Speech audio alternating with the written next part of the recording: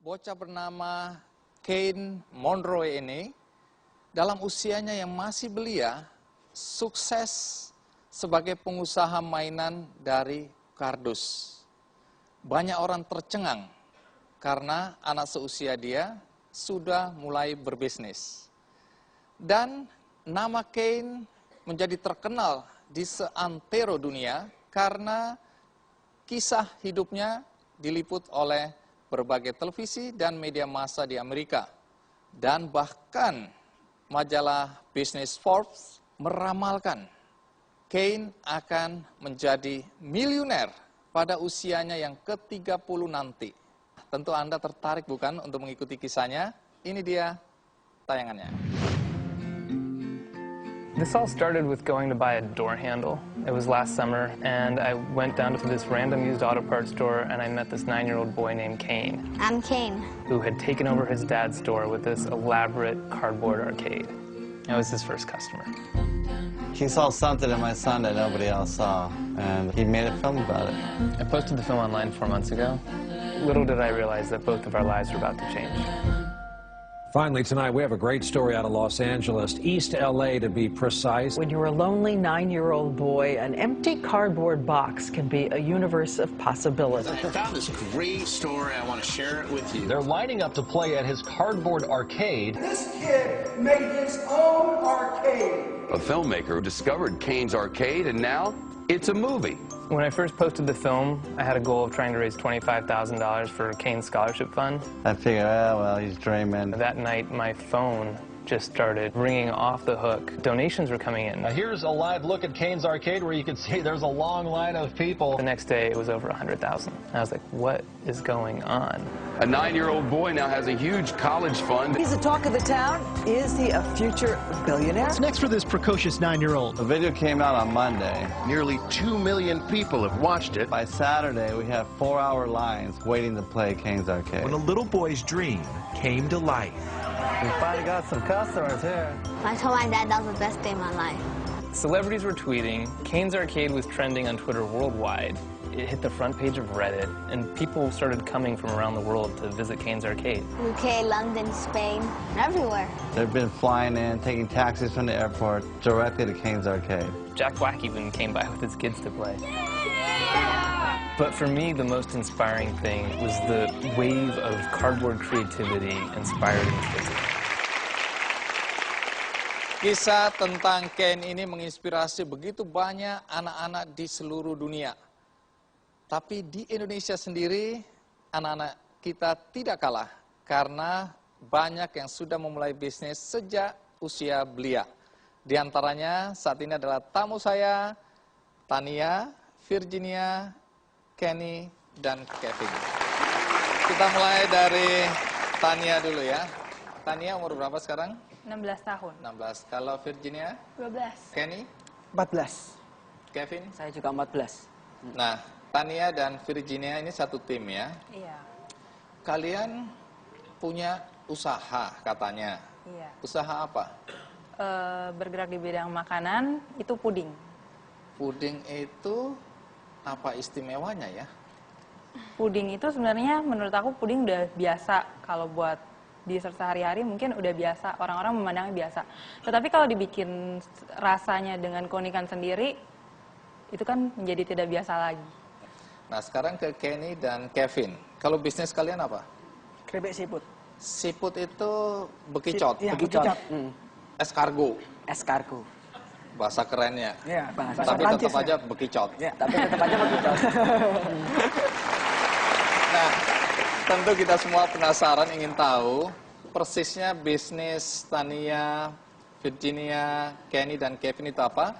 Mari kita simak liputan berikut ini.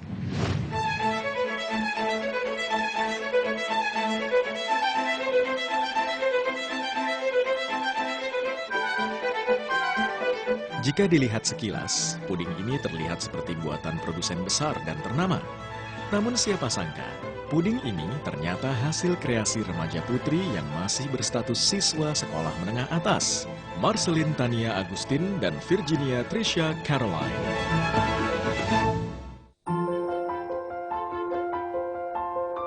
Keprihatinannya akan kondisi makanan ringan atau snack yang beredar saat ini membuat remaja putri ini berpikir untuk menciptakan peluang bisnis berupa jajanan sehat, yaitu Tantan Puding. Berbekal pengetahuan seadanya dan keinginan kuat untuk mandiri, memaksa Marceline khususnya untuk terus melakukan inovasi produknya. Tak pelak, kepiawaiannya menciptakan rasa yang berbeda dan unik membuat Tantan Puding kian digemari. Bahkan selepas sekolah, Tantan Puding mampu diproduksi hingga 100 cup dalam sehari.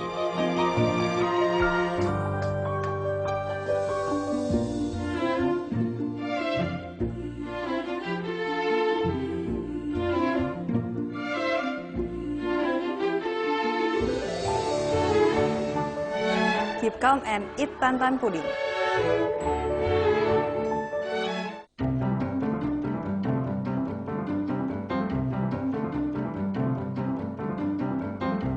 Tak mau kalah dengan Tantan Puding, dari Surabaya lahir pula kreativitas lainnya berupa makanan ringan yang tak kalah hebatnya, yaitu keripik siput.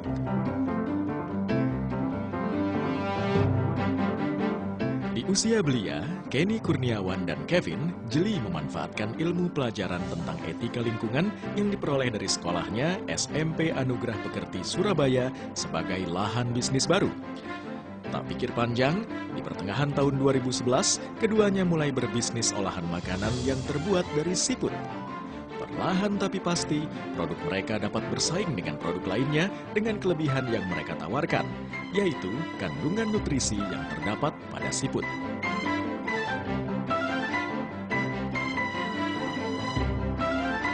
Ingin air muda seperti saya, ingin kaya protein seperti saya, keripik siput solusinya. Asli enak Rek.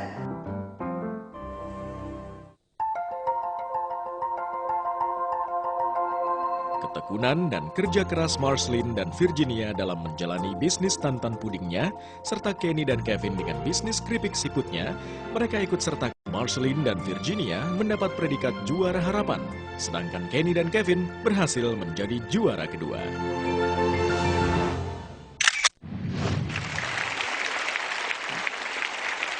Tania dan Virginia sepupu ya. Tania, apa betul Tania ini mulai bisnis sejak di bangku SD? Iya betul, tapi awalnya pada waktu SD itu belum barang yang aku buat, yang aku konsumsi itu bukan buatan aku sendiri. Kenapa sampai anak SD sudah mulai jualan? Itu karena ayah dan ibu meninggal ya waktu itu ya? Iya. Terus terpikirkan bagaimana meringankan beban tante dengan berdagang gitu? Iya. Dagang apa aja waktu itu sempat? Waktu SD itu masih dagang kue, terus dagang puding, terus dagang stationery. Itu ambil dari orang. Dijual di mana? Dijual di teman-teman sekolah, kalau stationery. Terus mulai jualan puding ini kapan? Jualan puding buatan aku sendiri, itu dimulai dari SMP 2. Dari mana idenya? Awalnya aku kan ngelihat puding-puding, ada sebuah toko puding, tapi kayaknya biasa aja, kurang menarik. Karena rasanya kayaknya cuma coklat, stroberi, itu kan udah rasa yang biasa. Aku pengen coba sesuatu yang lebih unik, aku bikin rasa-rasa yang baru, yang di tempat lain belum dikonsumsi. Terus aku coba pasarin ke teman-teman, dan teman-teman banyak yang berminat. Ada berapa jenis puding yang Tania dan Virginia buat sekarang ini? Kurang lebih sekitar 30 jenis, tapi kita juga ngelayanin by request. Oh, jadi kalau saya minta rasa coklat campur pisang, bisa? Iya. Kenapa Kenny yang angguk-angguk? Ini mulai mau bermitra kelihatannya ini. Mungkin kepikiran buat puding rasa siput ini habis ini.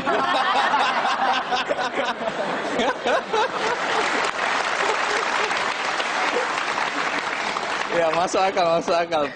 Puding rasa siput, sudah pernah terpikirkan? Belum. Sebaiknya jangan mikir. Sekarang ke keripik siput. Apa istimewanya keripik siput buatan Kenny dan Kevin? Ya, jadi keripik siput kami itu tinggi proteinnya. Kan siput memang kaya akan proteinnya gitu kan. Tahu dari mana? Kami berdua sudah search di Google dari beberapa sumber. Dan beberapa penjual juga ya, yang sudah lebih berpengalaman. Iya. Ini kan keripik yang tidak lumrah. Karena tidak semua orang waktu disebutkan bahwa itu asalnya dari siput, orang kemudian tertarik atau berani untuk makan, kan biasanya geli. Iya. Kok kalian masih nekat jualan itu? Nah, soalnya memang pada awalnya beberapa agak geli, agak nggak mau nyoba. Seperti halnya adik-adik kelas kami ya. Terus karena kalian kakak kelas dipaksa makan. Enggak. Bullying. Kita nggak bullying. ya. Ada anti bullying di sekolah. Oke. Nggak boleh ya? Nggak boleh. Oke, terus? Kita kasih tester ke mereka semua. Ini cobain nih satu deh nih. Aku contohin nih. Hop, Tidak mengancam ya? Tidak. Oke. Tentu tidak. Nah, setelah itu mereka, aduh jangan deh. Habis itu dia coba, ya udah deh. Coba. Dikit aja, Dia cium, dia makan. Wah, enak banget ternyata. Ini benar. Benar.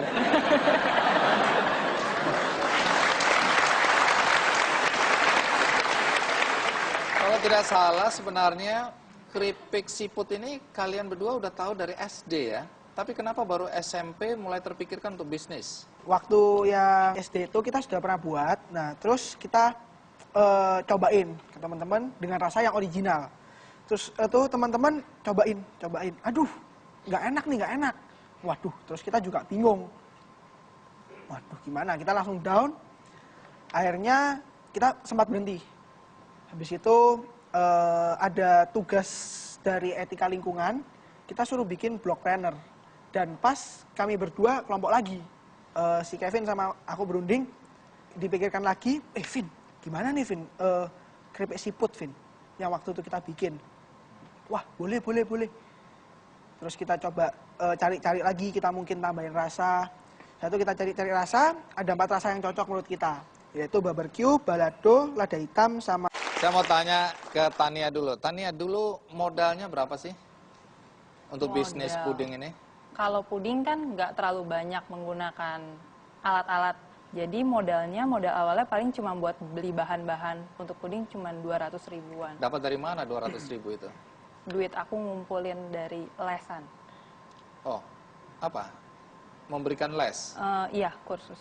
Tania katanya selain puding juga punya bisnis bimbingan belajar. Iya.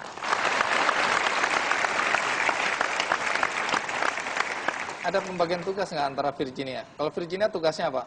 Aku cuma kayak ngejualin lagi aja. Dari BBM, kan ada Facebooknya juga, ada Twitternya juga. Kalau boleh tahu, siapa yang diharapkan membeli pudingnya Tania dan Virginia ini? Yang paling awal, teman-teman sekolah, terus teman-teman dari Cici, terus ada juga yang di kantor Cici, dan diharapkan juga dari jaringan sosial. Apakah kegiatan berbisnis ini tidak mengganggu sekolah? Selama ini sih enggak, karena aku bagi waktunya. Pertama-tama pulang sekolah aku istirahat sebentar, mulai ngelesin, terus selesai ngelesin aku baru buat, abis buat aku sempetin waktu untuk belajar. Belajar tetap diutamakan ya? Tetap harus. Omong-omong, kalau kalian berdua modalnya berapa dulu? Modalnya itu sekitar 500 ya. 500 ribu. Untuk apa modal itu waktu itu? Jadi untuk beli bahan-bahannya itu ya. Jadi untuk beli siputnya, terus kemudian bumbunya juga. Siput kalian beli dari mana? Daerah Kediri. Oh, nggak nangkap sendiri gitu? Enggak. Nangkap sendiri bisa setahun nanti. Kemudian yang mengolah siapa? Siapa yang pintar masak sebenarnya? Produksi. Bagian produksi ya. Iya. Jadi bagaimana cara kalian memasarkan produk siput ini? Jadi gini, kami memasarkan untuk saat ini di kalangan sekolah sama tetangga-tetangga. Mereka suka nggak ini? Jadi gini, pertamanya sih emang geli ya mereka. Aduh, siput, aduh gimana ya. Habis itu mereka cobain. Terus coba satu, mereka makan. Waduh, kok enak. Akhirnya dia beli banyak akhirnya. Iya, tapi nyoba testernya itu berulang-ulang kali. Boleh coba lagi nggak? Nanti antri lagi ke belakang gitu. Nanti minta lagi kan ini. Kalian mengalami kerugian padahal.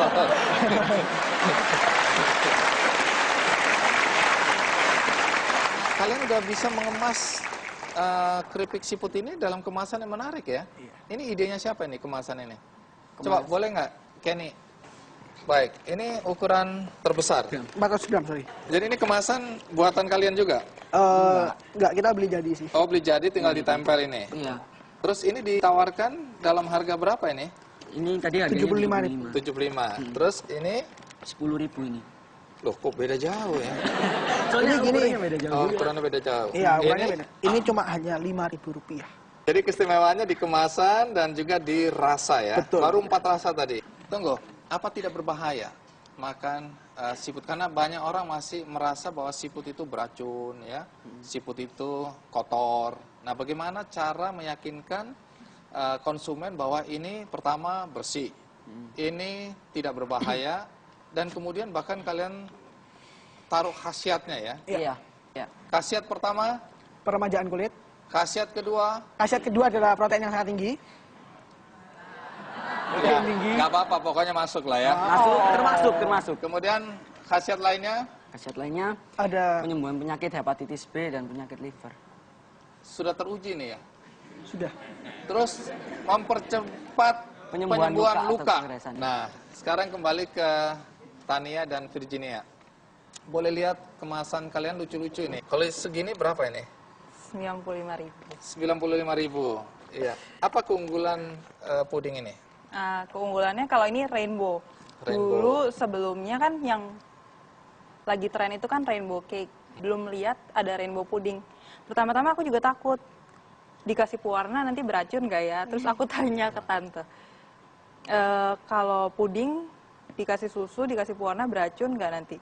Kalau pewarnanya nggak banyak ya enggak. Nah akhirnya aku coba, terus banyak juga peminat. Oh, banyak peminat ya. Terus yang lain boleh lihat apa lagi? Ini berapa lama nih? Kurang lebih 1 minggu. 1 minggu ya, aman ya. Ini Ya. puding Oreo. Terus ini Almond. Terus apa lagi? Bailey. Ini berapa harganya? Kalau yang Oreo 4.000. Yang ini? 7.000. Siapa yang mau coba ini? Oh, ada. Wih, banyak sekali. Boleh nggak dicoba? Saya dulu deh. Ya udah, biar cepet coba. Iya. Kasihan, mereka dari rumah belum makan ini. Nah, silakan, terus mohon komentarnya. Mohon komentar. Jangan bohong ya. Iya, enggak. Iya. Luar biasa. Belum.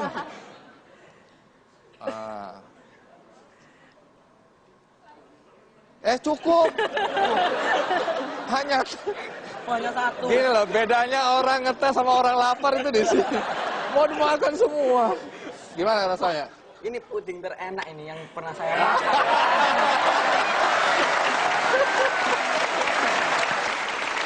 Oke. Jadi, boleh tahu berapa omset dari bisnis puding ini per bulan? Biasa antara 2 sampai 3 juta.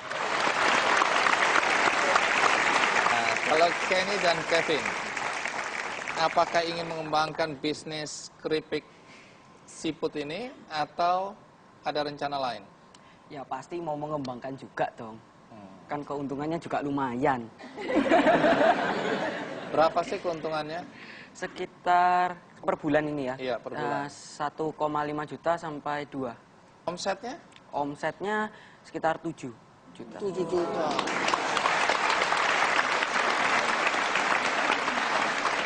Jadi, mimpi yang ingin Tania dan Virginia wujudkan apa? Ingin jadi direktur, Iya. sama memiliki sampingan di bidang puding ini. Apa mimpi yang ingin Kenny dan Kevin wujudkan berkaitan dengan keripik siput maupun dalam kehidupan akan datang? Ini jadi visi dan misinya ini. Iya. Oke. Karepmu.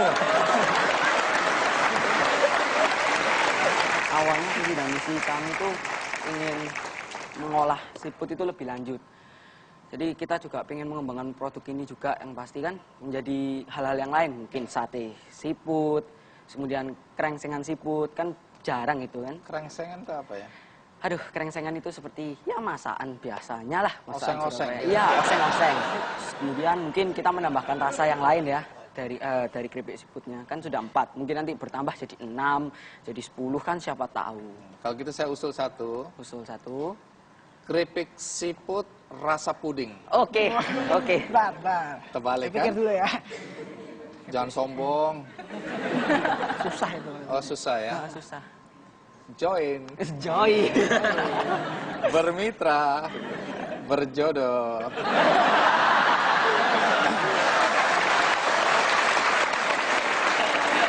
Baik, Tania, Virginia, Kenny, dan Kevin, terima kasih ya sudah berbagi pengalaman bagaimana berbisnis di usia muda. Tentu doa kita mereka akan sukses ya. Di studio sudah ada pengusaha-pengusaha cilik kita, mulai dari Alia, Devita, ada juga Trudy dan Aislinn. Saya tanya dulu ke Alia dan Devita. Sebagai satu tim ini ya. Bisnis kalian apa? Produk serba lukisan. Bentuknya apa itu sebenarnya?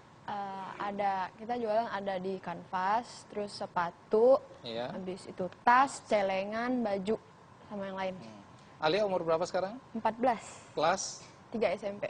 Oke, kalau Devita? 9 tahun. 9 tahun. Kelas berapa? Kelas 4. Kelas 4 sudah jadi pengusaha. Senyumnya menjanjikan.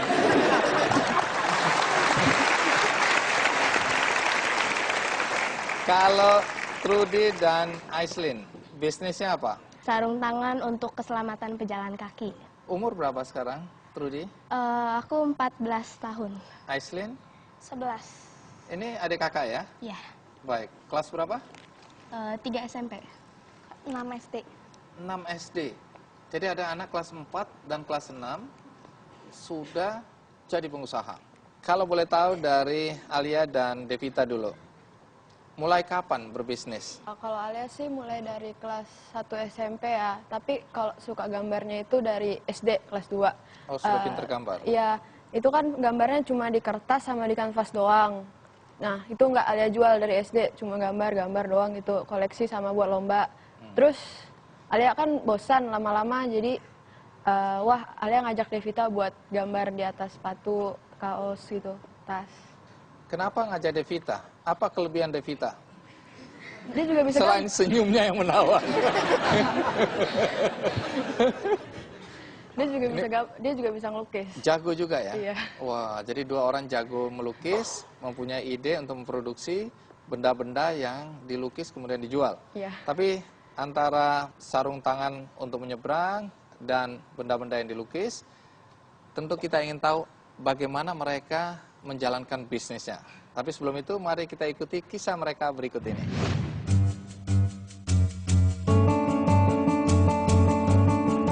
Usia mereka masih belia, namun mereka sudah dilatih mandiri dan mampu menghasilkan karya yang memiliki nilai jual.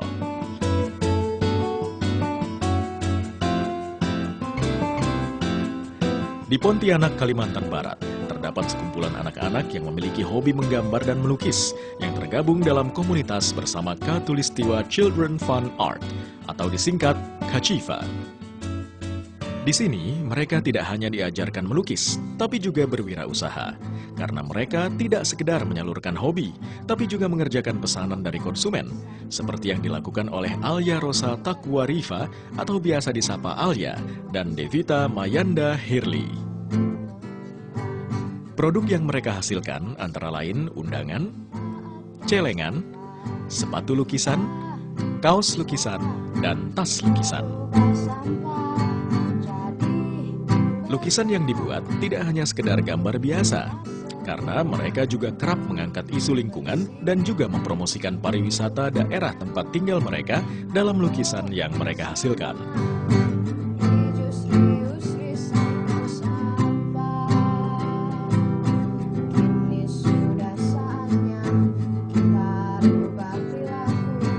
Meskipun masih berstatus pelajar, mereka tidak canggung untuk memasarkan produk mereka kepada teman-teman di sekolahnya.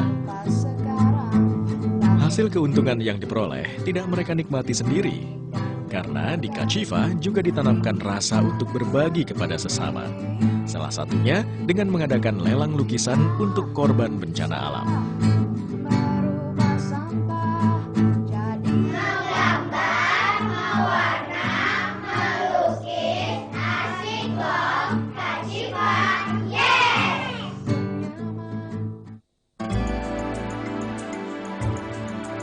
Padatnya lalu lintas di Bogor, Jawa Barat, membuat para pejalan kaki harus ekstra hati-hati saat menyeberang jalan.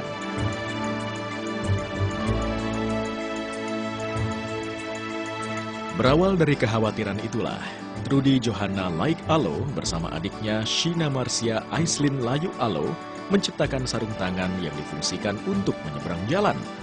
Sarung tangan itu bernama My Orange Gloves yang disingkat Moggies. Penggunaan sarung tangan ini sama dengan sarung tangan pada umumnya. Yang membedakan adalah manfaatnya. Dengan memakai Moggies, pemakainya menjadi lebih mudah dilihat oleh pengendara mobil dan motor. Para pejalan kaki yang ingin menyeberang cukup mengangkat tangan di hadapan kendaraan yang akan melintas.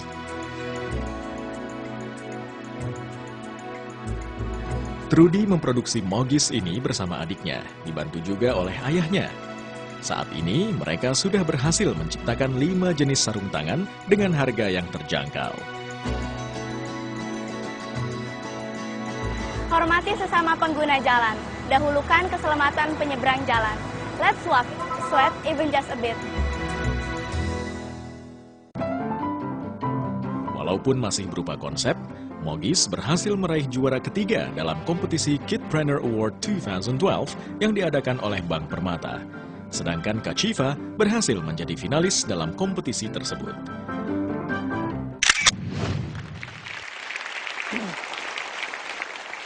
Jadi kalau Trudy dan Aislinn ini memang baru konsep ya, untuk dikembangkan jadi bisnis. Iya. Ya, terus ini fungsinya apa? Boleh lihat? Ini. Kenapa bisnis sarung tangan? Sebenarnya ini berawal dari keprihatinan kami karena banyak sekali pelajar-pelajar itu kalau mau pergi sekolah aja sampai kalau di berita itu istilahnya menantang maut biasa gitu. Jadi kami ya mungkin coba kenapa kita nggak bikin sesuatu yang baru yang bisa berguna bagi teman-teman. Dan fungsi dari sarung tangan ini apa? Pertama sih untuk agar penyeberang itu mencolok ya ketika dilihat oleh pengendara lain, misalnya pengendara mobil. Lalu yang kedua itu untuk meningkatkan kewaspadaan orang itu sendiri. Jadi kalau misalnya kita pakai sarung tangan, lalu jadi kita pikirannya nggak kemana-mana, tapi kita fokus, oh saya mau nyebrang, oh saya harus jalan ke sini. Ya seperti itu. Jadi kalau kita nyebrang cukup begini atau harus bawa ini juga? Atau begini? Nah, karena ini masih berupa konsep, bagaimana kalau kita lihat presentasi dari Trudy dan Aislinn, bagaimana mereka akan mengembangkan bisnis Moggies ini? Iya. Oke, coba silakan dipresentasikan. Selamat malam Bapak-Bapak, Ibu-Ibu. Ya. Selamat malam. Ya, kami dari Moggies, saya Trudy Johanna, lalu ini adik saya, Sheena Marcia Aislinn. Kami punya sebuah produk yang bernama My Orange Gloves atau Moggies. Jadi di Indonesia ada 80 juta anak-anak pelajar siswa yang setiap hari pergi sekolah pasti melewati jalan raya yang penuh dengan kendaraan, penuh dengan ya motor yang di mana-mana. Nah, kami melihat bahwa kita semua udah nyadar jalanan itu berbahaya, tapi seringkali kita acuh tak acuh menghadapi itu. Karena itu kami berinisiatif untuk membuat sesuatu setidaknya sarung tangan yang mudah dipakai, mudah digunakan semua orang untuk meningkatkan keselamatan mereka. Nah, adapun produk-produk yang kami kembangkan itu ada 5 kategori. Jadi ada Moggies Mog 1.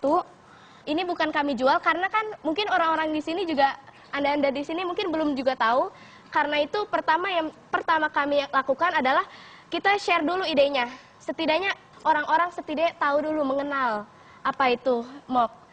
Ada juga yang Moggies Mog 2. Itu adalah kerjasama yang kami lakukan kepada sekolah, lembaga atau perusahaan yang mau membantu kampanye kami. Ini yang sebenarnya buat CSR. Jadi bisa Bank Permata juga bisa. Iya. Iya, jadi ini akan dibuat itu sesuai permintaan perusahaan atau lembaga. Bisa ditempeli logo atau nama atau iklan-iklan pendek. Iya, tergantung permintaannya. Itu bersifat tailor made. Jadi bisa disesuaikan secara personal. Jadi misalnya dari bahan, bisa kulit bisa, bisa hiasan, tulisan tuh bisa. Lalu yang terakhir itu setelah layanan online baik, itu lewat online bakal dipasarin buat umum.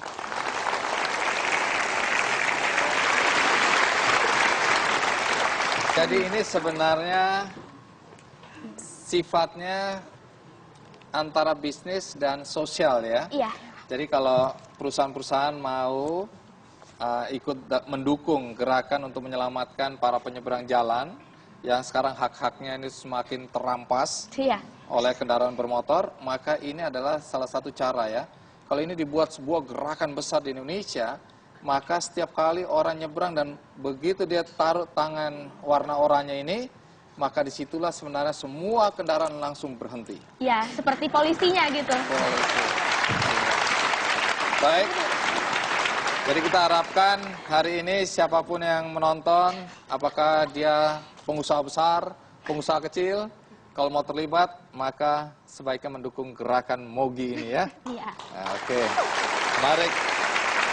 Sekarang kalau ke Alia dan Devita, boleh lihat produk-produk yang kalian berdua buat. Yang sepatu aja. Iya, sepatu boleh. Ini dilukis ya, yang melukis siapa? Yang ini Alia. Silakan. Ini dilukis dengan cat apa ini? Akrilik. Kalau kena air, luntur nggak? Nggak luntur. Nggak luntur? Nggak. Baik, jadi sepatu ini beli dari mana? Sepatu aslinya? Sepatu aslinya kan nggak ada dijual di Pontianak, jadi ada dari Bandung. Nah, selain sepatu, produknya apa saja? Ada celengan. Celengan, vas bunga. Iya.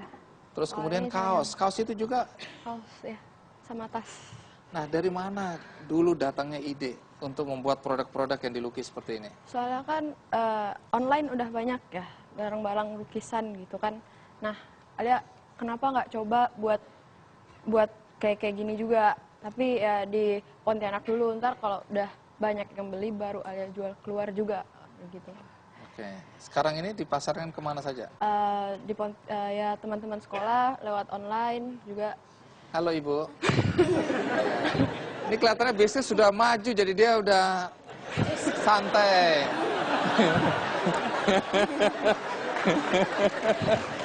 Ah, ini menarik. Ini juga produk coba diperagakan oleh peragawatinya sendiri. Jadi ini adalah salah satu hasil yang dibuat oleh Devita juga. Ya. Ini siapa yang melukis kalau ini? Yang ini. Iya. Ini saya sendiri. Oh, Devita juga yang melukis ini. Ini modalnya dari mana ini? Ini kan sering ikut lomba gitu. Nah, modalnya ke lomba kan seberapa kami tabung, seberapa untuk kita gitu kan. Oh, terus dapat hadiah, Iya. Hadiahnya dikumpulin untuk modal bisnis. Iya. Omsetnya berapa? Sebulan berapa penghasilan kalian dari jualan ini? Omset kami sih ya sekitar 3 juta gitu. 3 juta per bulan. Om, Ya. katanya kan tadi mau dilukis mukanya di sepatu kan? Oh, Nah, ini, apa ini itu? contohnya kalau digambar nih buat Om. Waduh, coba lihat. Wah.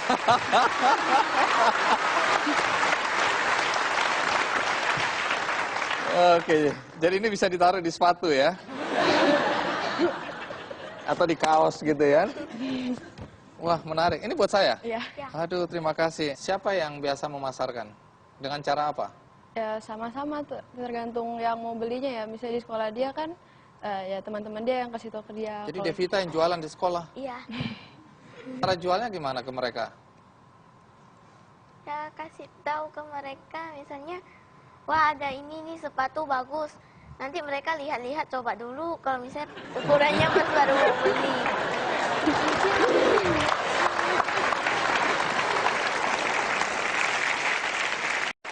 Kalau tadi melihat presentasi Trudy dan Aislinn, itu kan menarik sekali ya, bagaimana dengan gerakan ini, kemudian kita bisa menyelamatkan banyak nyawa, di mana banyak sekali orang menyeberang ditabrak dan meninggal atau cacat.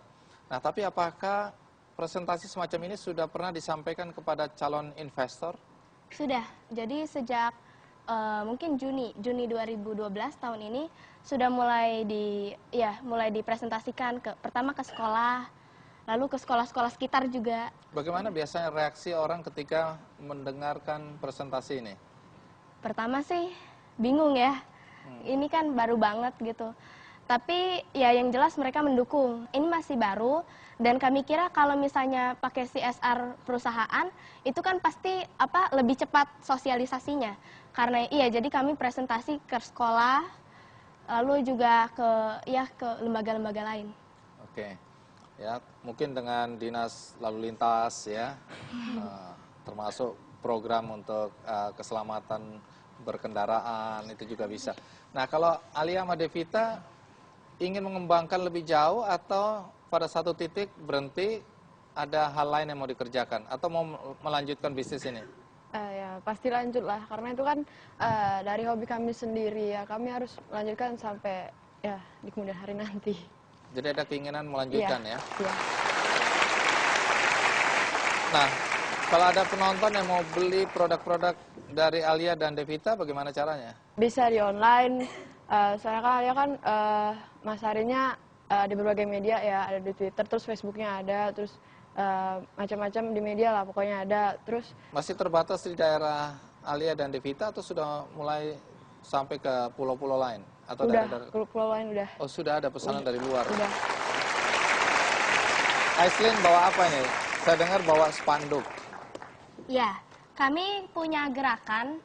Jadi sebelum masuk ke intinya kan sarung tangan, itu kita menggalang dukungan ke banyak orang, di mana mereka mau nggak nulis nama di sini, lalu ditempel di sini. Kalau misalnya udah banyak gitu kan, bisa jadi petisi seperti itu. Petisi untuk membuat sebuah gerakan ya. Nama gerakannya? Iya.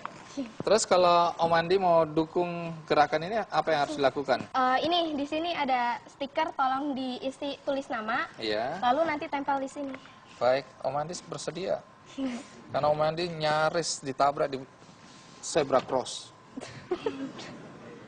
Andi F. Noya.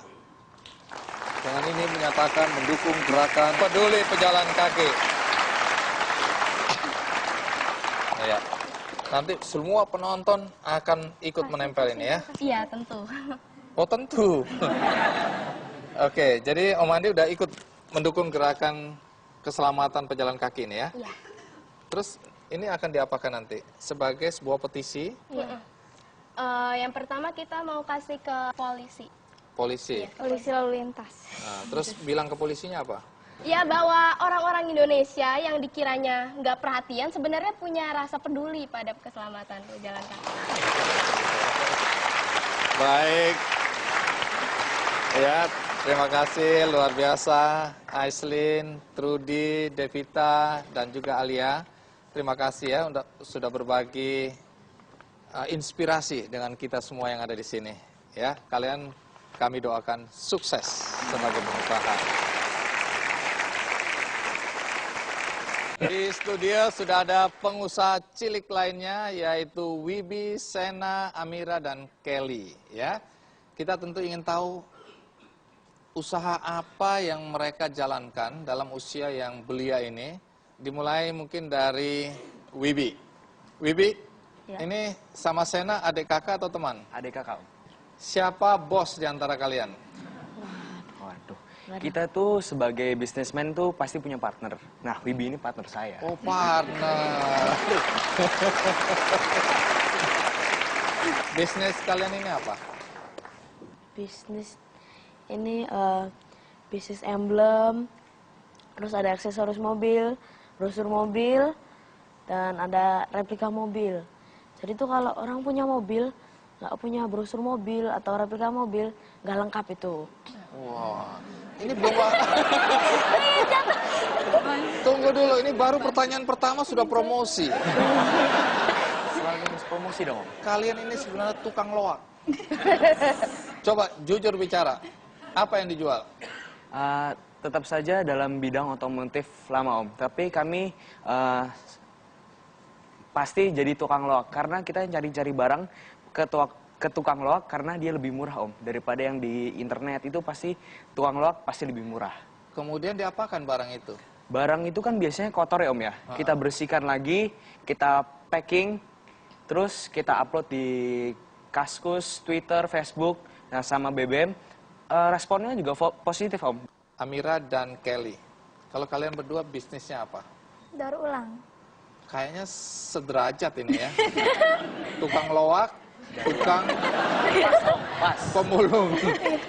Daur ulang apa? Sampah kemasan plastik atau multi layer. Jadi ini apa yang diproduksi dari barang-barang daur ulang ini? Jadi dari sampah-sampah kemasan plastik itu, Ya. kita olah tuh jadi kayak barang-barang, bisa jadi tas, dompet, tempat pensil, lain-lain juga. Oke. Sudah berapa lama menggeluti bisnis ini? Dari tahun 2009. 2009. Kalau Wibi dan Sena udah berapa tahun? 2008. 2008. Sebelum kita lanjutkan, bagaimana kalau kita lihat kisah tentang mereka berikut ini?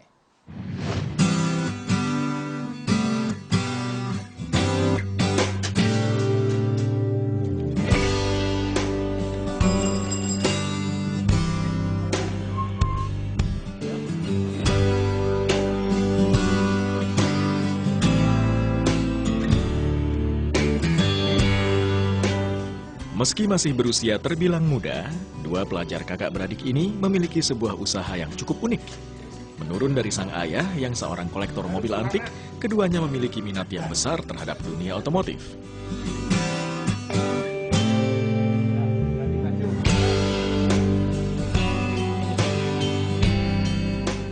Berawal dari sinilah, Surya, Putra Wibisana, dan Sena Pratama Bagaskara mulai menata bisnisnya, bergerak dalam bidang penjualan spare part dan aksesoris otomotif kuno. Aksesoris mobil antik menurut kami berdua adalah suatu barang yang sangat berharga, karena kita tidak perlu melihat harga pasaran untuk menentukan harganya.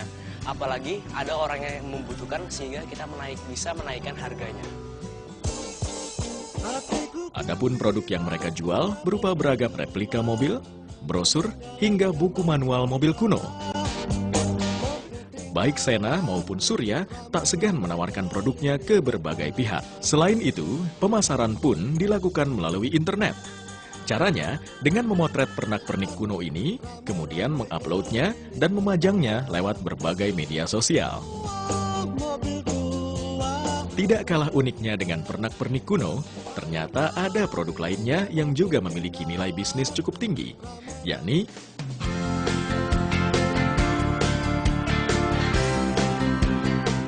produk kerajinan daur ulang sampah kemasan plastik. Kami dari Green Queen. Usaha kami bergerak di bidang daur ulang. Kami mendaur ulang sampah kemasan plastik atau multi-layer menjadi barang-barang yang dapat digunakan sehari-hari. Kebanyakan orang menilai bahwa sampah kemasan plastik itu sudah tidak berguna lagi. Akan tetapi, bagi kami, sampah plastik adalah bahan-bahan yang dapat menyalurkan bakat dan minat kami. Kelly dan Amira adalah dua saudara sepupu yang peduli terhadap lingkungan dan gigih mengelola limbah plastik. Dari keterampilan tangan-tangan mereka inilah tercipta berbagai kerajinan tangan. Termasuk alas karpet tempat mereka bekerja ini pun juga hasil karya dari limbah plastik. Sampah-sampah, khususnya sampah plastik yang tadinya tidak ada artinya ini, kini justru dapat berubah menjadi produk yang bermanfaat dan memiliki nilai jual. Usaha yang telah dirintis sejak 2009 ini kini masih mampu bertahan di tengah kesibukan keduanya sebagai pelajar. Tidak tanggung-tanggung, untuk mampu membuat sebuah produk daur ulang kemasan plastik, keduanya bahkan rutin belajar langsung dari guru di sekolah non-formal di daerah Bantar Gebang, Jawa Barat.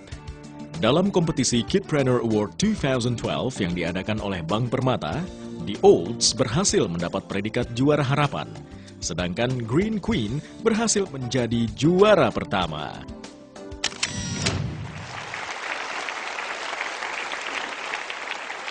Wibi dan Sena, bisa cerita bagaimana sampai kalian berdua mulai tertarik untuk berbisnis aksesori dan mobil kuno? Jadi awalnya kami itu sebenarnya hobi. Hobinya itu keracun dari orang tua kami, yaitu bapak kami sendiri. 2007 akhir, kami berdua membutuhkan laptop. Tetapi ayah kami tidak mempunyai uang. Sehingga ayah kami menyuruh kami untuk menjual barang-barang yang ada di gudang. Harus kerja dulu? Iya. Terus? Awalnya kami tuh males, tapi akhirnya setelah mendapat respon positif dari orang-orang di internet, kami menjadi semangat dan omsetnya bertambah terus. Akhirnya pada tahun 2008 pertengahan, kami bisa membeli laptop yang kami inginkan. Tunggu dulu, si kecil di sebelah Anda ini tugasnya apa ini? Saya tugasnya memfoto barang-barang, membersihkan supaya mengkilap, ada juga mempoles. Jadi kelihatannya wah gitu loh. Oh, menurut Wibi itu tugas penting atau tidak? Oh, penting. Oh, apa pentingnya? Ya kalau nggak dikerjakan nggak dapat money.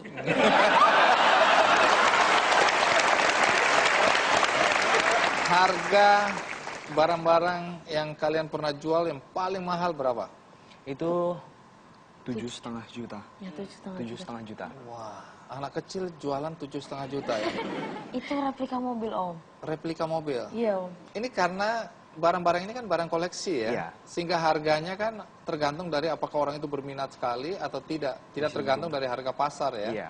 Karena di pasar mungkin tidak pernah ada yang sama. Iya. Gitu. Nah, kalau Amira dan Kelly, bagaimana waktu itu sampai terpikirkan untuk dagang barang-barang bekas ya yang didaur ulang? Dari mana idenya? Awalnya kita melihat keadaan di sekitar kita dulu. Di sekolah terutama, di sekolah kami berdua itu banyak banget sampah, terutama sampah kemasan plastik. Oleh karena itu, kami juga udah search di internet. Jadi di situ mencari banyak orang sekarang udah berusaha untuk mengurangi sampah itu sendiri dengan cara mendaur ulang. Oleh karena itu kita terapkan juga dalam kehidupan kita sehari-hari. Saya ngomong ke Amira, gimana kalau misalnya kita usaha daur ulang? Kebetulan Amira juga setuju. Karena sampah plastik itu bisa hancur dengan sendiri itu selama 1000 tahun. 1000 tahun. 1000 tahun itu baru bisa hancur. Sementara kalau dibuat baju, dibuat sepatu tadi. Iya, itu kan awet. Otomatis bisa tahan lama kan, 1000 tahun tahan lama bajunya. Dia bisa turun-temurun bajunya. Kita lihat mana, coba produk-produknya yang mana lagi. Ayo, sini. Kelly. Iya. Ini coba kita lihat barang dagangan mereka ini ya. Coba mulai dari Wibi dan Sena. Apa yang, ini kalau ini mobil-mobilan ini banyak yang juga cari? Iya Om. Banyak Om. Apalagi yang ini Om. Kenapa? Ini sekarang udah nggak ada Om. Jadi ini semua barang-barang yang dijual? Iya Om. Termasuk ini? Ini brosur Om. Brosur, terus poster? Iya, itu. Baik, ini sebagian besar nemunya di tukang loak? Enggak juga Om. Ada juga yang koleksi. Ada juga Oh, koleksi. Jadi jual beli koleksi. Ya. Kemudian kalau kita menemukan sesuatu yang dicari orang lain, kita beli dengan harga murah, kita jual dengan harga yang lebih tinggi. Betul sekali Om. Oke, menarik. Nah, sekarang kita sama-sama lihat jualannya. Nah, oh, ada karpet. Iya. Terus itu boleh lihat sepatu hak. Iya. Jadi ini sepatu kreasi siapa? Ini beli apa? Sole sepatunya dari mana? Kita punya tim kreatif sendiri. Untuk kalau yang khusus produk pesanan, yang untuk kayak modeling, emang baju, udah itu ada tim kreatifnya. Ini kuat ini ya? Iya, kuat. Dijamin. Dijamin ya. Terus apa lagi? Macam-macam tuh, ada tas, ada topi juga. Nah ini inovasi kita terbaru Om. Apa ini? Jadi sampah kemasan plastik yang Iya. tadinya biasa aja kan diubah jadi sampul buku. Nah kan kalau sekarang kan anak-anak remaja itu kan punya banyak idola gitu ya. Punya banyak idola. Nah kita salah satu itu kayak Justin Bieber. Justin Bieber. Terus Iya. ini fungsinya apa coba? Sampul buku. Sampul buku. Oh, sampul buku. Jadi bukunya bisa disampul pakai ini ya? Iya. Nah, ondel-ondel ini apa ini? Ini juga salah satu inovasi. Jadi kalau misalnya orang kan biasanya tertariknya tuh pasti kita nyari yang pertama bisa kali lihat, ih ada ondel-ondel loh barangnya keren tuh, ya baru biasanya ngeliat gitu. Atraksi untuk menarik iya. orang supaya datang ke toko kita. Iya. Udah punya toko belum? Udah, saya punya. Ada. Toko beneran atau? Beneran. Home Creative Industry sih. Oh, sudah ada ya? Sudah. Oke.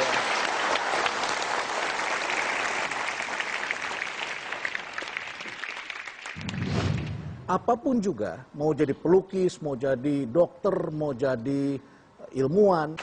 Wibi dan Sena, dengan bisnis seperti ini, berapa omset kalian per bulan? Sekitar 5 sampai 6 juta, Om. Tapi setiap bulan naik terus, Om. Baik, terus keuntungannya berapa? Keuntungannya itu sekitar 30 sampai 40%. Ya, terus diapakan keuntungannya? Dipakai untuk apa? Kebanyakan sih kami tabung, sisanya kami buat beli barang lagi. Barang lagi, diputar modalnya Diputar terus lagi. ya? Iya. Iya. Nah, kegiatan ini apa tidak mengganggu pelajaran? Enggak, Om. Bagaimana cara membagi waktunya? Kalau misalnya kami berdua ulangan, besoknya kalau ada orderan, kami minta bantuan bapak kami untuk menghandle. Minta bantuan staf Anda ya? Iya. Dua wanita pengusaha ini, omset berapa per bulan? Omsetnya 5 juta. Wah, bersaing ini ya. Iya. Terus keuntungan? Sekitar 1 sampai 2 juta. Oh, dipakai untuk apa uang sebanyak itu? Kebanyakan kita tabung dan sisanya untuk mengembangkan usaha kami lagi. Terus dikembangkan Iya. ya? Waduh, menarik. Nah, sekarang kita minta pendapat Om Renald Kasali ya. Nah, Om Renald, komentar pertama Anda kan paling giat, paling semangat, antusias untuk mendukung agar anak-anak muda Indonesia berbisnis, berwirausaha ya. Entrepreneurship-nya harus berkembang. Saya ingin komentar Anda tentang anak-anak yang tampil hari ini di hadapan kita. Apa komentar Anda? Pertama, saya kira mereka dilahirkan berbeda dengan generasi kita. Ya. Lahir saja sudah pegang mouse di tangan kanannya. Mereka ini adalah generasi yang disebut dengan connected generations. Generasi yang terhubung satu sama lain sehingga menjadi lebih mudah dalam berbisnis. Orangnya terhubung semua. Anda lihat ini satu generasi baru yang memanfaatkan perkembangan teknologi, begitu ya? Memanfaatkan perkembangan teknologi dan mereka memiliki banyak keunikan. Jadi sekolah ini sekarang harus menyesuaikan dengan mereka, bukan mereka menyesuaikan sekolah. Dari apa yang saya lihat tadi, ini adalah karakter yang dimiliki adalah karakter menjadi driver, pengemudi. Dimulai dari mengemudikan hidupnya sendiri. Kalau orang sudah bisa mengemudikan dirinya sendiri, dia akan mempunyai kekuatan pada dirinya, self. Ya, kekuatan itu adalah mengemudikan diri sendiri, mengambil resiko, mendatangi orang, bahkan self-presentation, kemampuan presentasinya kita lihat semuanya hebat. Semua memiliki itu. Sementara kita yang sekolah hanya di belakang meja, tangan dilipat, menghafal, mendengarkan, begitu ya. IPK tinggi, tapi kan hanya pintar menghafal. Jadi saya kira sistem persekolahan harus bisa menyesuaikan anak-anak yang mempunyai bakat-bakat yang akan menjadi driver ini. Apapun juga, mau jadi pelukis, mau jadi dokter, mau jadi ilmuwan, kalau itu hanya menghafal, kalau itu hanya menjadi penumpang, saya kira tidak akan kemana-mana. Tapi soal usia, sebagian orang berpendapat anak-anak dalam usia mereka sebaiknya jangan didorong untuk berbisnis. Mereka lebih menganggap anak-anak belajar saja. Artinya pada usia berapa sebenarnya anak-anak diperkenalkan pada dunia bisnis idealnya? Ya, ini sebetulnya juga belajar. Pada usia berapa tidak jadi masalah. Yang penting ada bimbingan bahwa berbisnis itu intinya bukan uang. Bukan uang intinya, ya. Uang itu bukan tujuan. Uang itu adalah akibat. Akibat karena kita mempunyai produk yang bagus, akibat karena kita melayani orang lain, komunikasinya baik, tidak memaksa orang lain, ya, melayani dan lain sebagainya. Akibat itu akan datang sendiri. Tapi kalau kita dari kecil kita sudah berpikir uang, kita tidak akan mendapatkan uang dan barangkali kita akan kena masalah dengan uang. Apa yang harus diperhatikan oleh para orang tua, guru dalam konteks ketika anak-anak ini punya intuisi bisnis dan mencoba menjalankan bisnis mereka? Yang pertama, waspadai bacaan-bacaan mereka. Saat ini banyak sekali bacaan-bacaan yang sangat mudah didapat. Ya, itu apakah di internet, apakah buku-buku yang ada. Itu adalah cara-cara jalan pintas. Dua adalah cara kepepet. Bisnis itu adalah persiapan, bukan memepetkan diri. Ya, itu Anda bisa dapatkan, tapi setelah itu Anda tidak punya persiapan apa-apa dan akhirnya buyar. Yang ketiga itu adalah etika. Ya, etika, bagaimana agar tidak menipu orang. Kemudian ada kata-kata lagi adalah cara kerja cerdas. Ini juga kita harus waspadai. Karena seringkali ditafsirkan kerja cerdas itu adalah tidak kerja keras. Bagaimanapun juga bisnis tidak ada yang berhasil kalau tidak kerja keras. Terima kasih Pak Renald ya. Jadi udah dengar tadi ya. Mudah-mudahan ini juga bukan saja menginspirasi kalian, tapi juga semua yang hadir di sini dan penonton di rumah. Bagi mereka yang ingin mengembangkan usaha, ada prinsip-prinsip tadi yang diajarkan atau disampaikan oleh seorang Renald Kasali. Dan boleh tahu nggak, Wibi dan Sena, apa cita-cita kalian? Jelas, cita-cita kami berdua adalah pengusaha yang sukses, Om. Pengusaha yang sukses. Ya. Kalau Amira dan Kelly? Sama. Sama. Bisa jadi entrepreneur yang sukses. Entrepreneurs yang sukses. Iya. Kita doakan. Baik. Yang menarik adalah mereka ini ikut dalam kompetisi Kidpreneurs ya, yang diselenggarakan oleh Bank Permata. Dan ini menarik karena kenapa anak-anak kecil ini yang kemudian dikompetisikan? Nah, mungkin Ibu Lauren bisa bantu saya menjawab. Kidpreneurs ini tujuannya apa sih? Sebenarnya ini sejalan dengan posisi dari Bank Permata yang mengambil adalah bank untuk Anda dan keluarga dengan tema jutaan keluarga satu bank. Di Bank Permata kita memusatkan semua kegiatan dalam kebutuhan keluarga ya. Jadi yang dari serius menabung sejak awal, kita ada produk Permata Bintang, Permata Mi yang untuk remaja. Ini adalah yang lebih serius bagaimana mendidik anak-anak dalam suatu keluarga ini untuk mulai menabung dari sejak dini. Jadi kita berikan suatu wacana atau suatu wadah menabung yang menarik bagi anak-anak tersebut dalam usia-usianya. Dan ini juga kami sadarin bahwa dalam suatu keluarga anak memang sangat penting sekali. Dan di samping itu juga ada program-program serius yang seperti Kidpreneur ini yang kami harapkan bisa memberikan inspirasi kepada anak-anak yang lain di Indonesia ini supaya energinya dipakai untuk sesuatu yang positif ya, untuk mengembangkan kreativitas yang bisa menjadi sesuatu yang sangat luar biasa sekali. Di Permata kita mencoba membalance ya, jadi supaya semuanya bisa memenuhi kebutuhan keluarga, terutama anak-anaknya. Iya. Baik. Dan dengar-dengar Bank Permata ingin memberikan penghargaan kepada adik-adik kita ya hari ini karena mereka bisa memberikan inspirasi bagi teman-temannya yang seusia atau bahkan yang lebih dewasa, termasuk kita semua yang ada di studio. Jadi bisa dipanggil kembali. Inilah saatnya Ibu Lauren memberikan penghargaan bagi mereka.